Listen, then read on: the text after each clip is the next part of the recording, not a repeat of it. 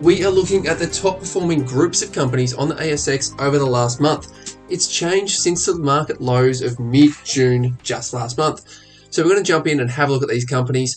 First off, we're going to show how we break them down into the different groups. We'll then work our way over to having a look at the ASX top performances. We'll look at some large caps within the group and then also the best performers. But we want to start off with this chart here because we're looking at the monthly performance. So this is rolling month. We're starting back 22nd of June and then looking at it close yesterday. We've got them ranked, rare earths being number 1 with the red line, and then uranium number 2. You can see that big jump 2 days ago. Interestingly, we worked through these other names. These are names that have been leaders for some time. HR services, we've had high unemployment. We've got oncology, cancer, radiology, imaging, medical scanning, and other healthcare providers. They've been top providers since the market lows, and we've looked at that before. We looked at that last week. We've also seen other ones like mobile devices, software and service. They've come out of massive lows that we saw them run into the 30 June. So we had that tax loss selling. If you've got a terrible company in your portfolio and you're going to pay tax on some profits, why not sell it out, push it out the door at the end of financial year, sell that thing down, you book in a loss. If you rebuy at start of the new financial year, you've then crystallised the loss, and that can offset the gains that we've had throughout the year. That's tax loss selling in a nutshell, not advice, just a strategy that's well known. Then we have a look at who's been performing the best. Notice cannabis here, this yellow line. So the yellow line has come out from about 30 June and end of financial year for us, but that's not been the main catalyst for it. There were murmurs and rumours of the US legalising marijuana, and then that has been announced more publicly that they're looking to do that in the last couple of days and weeks. And that's really pushed that on here. So 12th of July, saw that push on up, and they've become one of the leaders.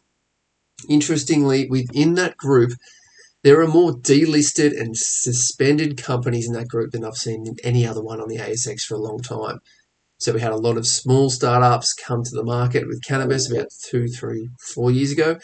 And that theme pushed really long and hard, but it's walked its way out, and they've now come down to be some of the worst performing. The group that are still listed and trading, they've been pushing up, but there's a fair few in there of deadwood that's being pushed out, and looks like they're being reverse takeovers. But we want to have a look at the other leaders within the group. So if we have a look at the momentum on the ASX over the last month, we can see that imports into Australia, those that are importing goods, have turned a corner and become good. So have retail. Now, they've been absolutely torched in the last couple of months, so they're coming from low bases. A bit of that tax loss selling. If you have a look at some of the most heavily shorted companies on the ASX, you will see that they fit into that retail space. And those that are scrambling to get on up. So we can have a look at JB Hi-Fi. That's one of the retailers that we do look at often. See June lows right there, 17th of June, turn a bit sideways, maybe tax loss selling coming into this part of June. Bit of transition going on here. Big dump in volume, and then turns the corner and comes off. Also Harvey Norman, similar sort of movement there. We're going to see it falling off a cliff. There's retail, inflation looks terrible, rising interest rates bad for the consumer. Big volume at the lows, so capitulation, accumulation of the strong hands, selling of the weak, and then come 30 June, changes on over, turns a bit sideways, and it has popped up and done well this month. So that's the retail companies, and we can see how they've performed. NBN related, internet, telco, partially infrastructure, because we have some telco companies in that group. And there are some further down the ranks in that telco internet providing space. They've been some of the best performers. That's not news to us. Having a look at this massive buy order on close. So we'll have a look at CNU for a second. Close is right on its high. Not alone. We'll get rid of the Bollinger Bands here. And we have a look at Telstra. Also a big buy on close. What we see here is a program coming in, whether that's a portfolio rotation, whatever it might be. You can see this massive volume just ramping up into the close. See that? Closing right on its high. If we have a look at the ASX or the XJO for that period, look at that. Big buy on close program comes in at 330 and then pushes up to its high. Massive volumes coming in. You might see CBA showing a bit more volume here coming into the close. Look at that. In the last 10-15 minutes, that's ramping up. That's a program coming in and buying the highs, pushing this thing up. Market closes well and truly on its highs into that close, into the single price closing auction at 4:10. But we also saw some beneficiaries in that with CNU. We've seen other ones in that sort of telco space that we're looking at have been continuing to push on higher and higher. This one coming out of a compression down here. Look at those tight closes. There's some more tight closes, and then bang, off it goes.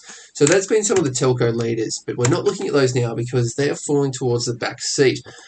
What we see is the best performances this month and not the groups that we've got in these top momentum. This is where we look at what we cover with Gary Glover on Fridays. We look at the 30-30 list. Yes, we look at the top 30 momentum companies. That's pretty easy. We look at performances like we're having a look here on the charts, and we can see some good rallying out of lows and pushing hard. It's pretty easy to do those calculations. What's harder is looking at those that are in what we call the launch pad. That's what happens to them before they break out. So you're looking at this kind of compression here. That's where we see VCPs, we see springs, we see them coming into kind of this coiling part here. That's what we look for in the launch pad. So looking through the launch pad, we want to see the best performances. This is where we see the range is tightening up. So if you see the range tightening up like this, and you see it's right up near the high over the last month, then that tells you that something's going along here. It's not falling anymore. If we have a look through that, we can see uraniums have been high, rare earths have been high, and this is sort of coming up once again, the performances. But then when we look at the categories that are working within over the last week, their performances. Uranium's still there, African miners, this is where we're coming to the new theme. So we've got graphite, we've got lithium, and we have sort of a bit further down the list, we'll have a look at this table here. So for the launchpad companies, these are performances, weekly performances. But when we have a look at the launchpad, so think about these building these kind of compression areas here. We've got lithium ranked number 1, uranium number 2, which is good because there's strong momentum as well. So they're right up there and leading. That bodes well for them. American miner, we'll come back to that in a second. Battery-related companies, pretty obvious. Tantalum, cobalt, vanadium. Tantalum and vanadium, sort of second tier in a sense. Cobalt and lithium, we know those trends and thematics from the last couple of months and years. American miner, we put that one in there because when Joe Biden came in, the Australian listed companies that had tenements in lithium, tantalum, cobalt, vanadium, what he called the critical minerals, if they had tenements in the United States but ASX listed, those companies performed exceptionally well, and we're seeing that happen here again. We've got Queensland miners and South Oz miners, but number 3 is American miners. So that's very interesting to see sort of the market, think of supply chains, Elon Musk, gigafactories, him wanting to buy nickel tenements, that kind of thing. That's where we see the leaders for the last week. This is their performances, but when we look at the last month, those that Launchpad and ranked high, very highly, they're the top 10. Now we bring this over to have a look at the performances because we've put together these ones highlighted. We put together lithium, tantalum, cobalt, and vanadium. We've put those groups together and then ranked and found the top 6 performers. So what we're going to have a look at these top 6 here. 6th best is QXR. Now looking at QXR on the chart, we're going to see similar patterns for a lot of these top performers, percentage-wise, for this thematic. It's not new because, as you can see from these charts, they've been runners before, so we know these names fairly well. I've had a sort of a low, late June 20th odd, and then trend sideways and a bit of a pop, coming from a very low base. You're looking at 50% gain there, sort of thing, from the lows to the highs. So that's a big movement for QXR. 5th place, we go Ioneer. These are all names that we've covered over the last 2 years, but you're seeing that your low sort of mid-late June, and then it's rallied. Look at that, coming from lows way back here. What's the low down there? 31.5, getting over 55 cents. Big movements. Next is a VUL, Vulcan Energy. We've got 32% gain for the month, but you're seeing that same thing here. Look, lows around mid-late June, kind of the second higher low, and then quickly turns around, bang, up it goes. Percentage-wise, very strong.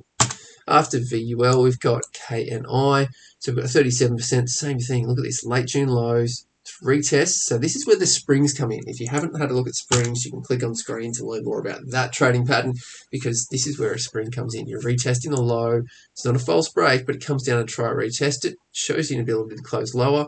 Does it with a bit of volume, comes on up, breaks the highs, pushes on up. So this is where we can see VCPs and springs kind of double over each other. Another one, second best performer, ARL, 43% for the month.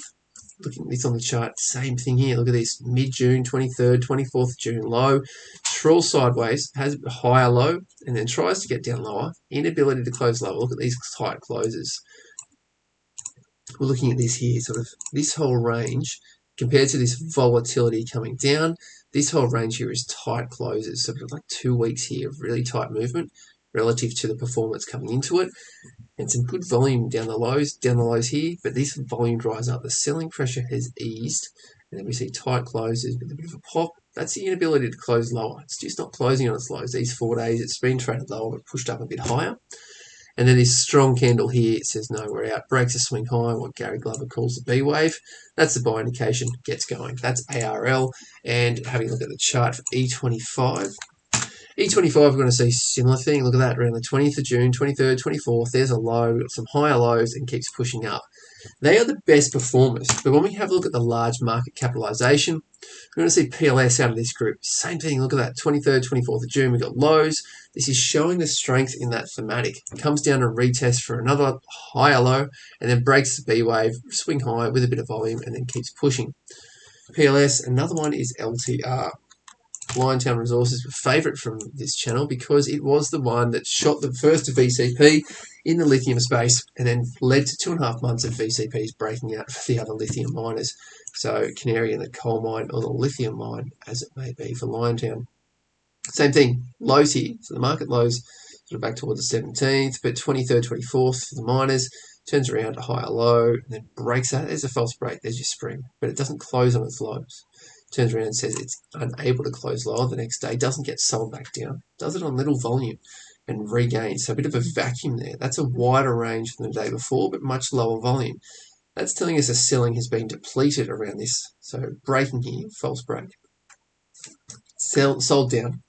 But then the next day, range is higher, wider range, lower volume, says there's no more selling here. That seems to be finished. Tight throws there. Bit of volume changing over around the same as the day before, but well and truly below the lower that recent low. It says the selling's not here. There's the opportunity to sell down and try. The bears have not been able to get in control. That's confirmation that the spring's turning around and pop off it goes back up to the range. Where it goes from here, we'll see as time tells. After LTR, we have a look at CXO. Another one we've covered many times. You've got the same thing there. Look at this massive volume coming in here to the low, 20th of June, 19th, 17th of June, and then we've got the ultimate low down here, 22nd of June. Touches that 200-day moving average, bounces off it, bang, off it goes. Comes down and retests. Here we have a spring once again. Heavy volume selling into it, closes right on its low. Terrible bearish indicator right there. Next day, comes down and pushes down lower throughout the trading day. Bounces off that low, the recent low down here, that spring, comes up and closes higher on the day, above where it opened and above where it closed the day before, with reasonable volume in comparison to where it was the falling day, but a tighter range, so understandably a smaller volume bar. The next day, unable to close lower, confirms that that's a spring and off it goes. Possibly buying a fair bit away, a bit of a wider stop, but then if we're looking at here for profit targets, that's a decent risk return. Coming in, marching on up, we would want to see more volume into that climb. Ideally, we want to see that building in volume as it breaks this B wave and off it goes, but it's come up to the 50-day moving average, which may be a resistance, we'll see. That's CXO, and then we move over to ARU. Looking at this, it's 15% return over the month. That's a rolling month return. Same thing. June lows, retesting the lows, unable to close lower, and then comes on up. This volume's a bit light, so that is something to be concerned about with these larger ones. When we look at AGY, we're going to see the same thing, but it comes under the 200-day moving average this time. Not a euphoric, not a capitulation kind of volume, but still high volume changing hands, and then churns sideways on that 200-day moving average, gets under it, and then pops back over. Not as strong, but when we're looking at market capitalisation, this is one of the bigger ones. And then the last one in that rank that we had, TLG, same thing, looking at these June lows, retests and gets lower. This one's rare, right on 30 June. Maybe that's hard tax loss selling, coming down from $1.80. Those who have bought much higher, $2.20. Changing hands up here, washing out, doing your tax loss selling right on 30 June, hitting that hard, and then possibly rebuying throughout this week, and off it goes. So that's unable to close lower. Look at that. Comes down, undercuts the low, false break, closes towards the low end, half mast, below the half range of the day, closes low and nowhere near that close the next day with much lower volume, and then unable to sell or push down lower. The bears have lost control, the bulls have taken back over, and then this shows the spring getting back into gear. That's the lithium thematic that's been broadened out to the other battery minerals over this time. So we looked at lithium, tantalum, cobalt, vanadium, that sort of battery related theme. Not saying it's going to shoot the lights out like it did last time, but we have seen that transition. These are the launchpad stocks that we covered with Gary Glover. These are the groups over the ASX. When we look at all the companies on the ASX and how they've ranked, when we look at the themes, they're the top themes as of a Thursday close. Thanks for joining us. If you want to learn more about VCPs, look on the right-hand side. And then if you want to learn more about the trading thematics and the momentum, the high velocity, the launch pad, the 30/30 list, you can click on that link on screen as well.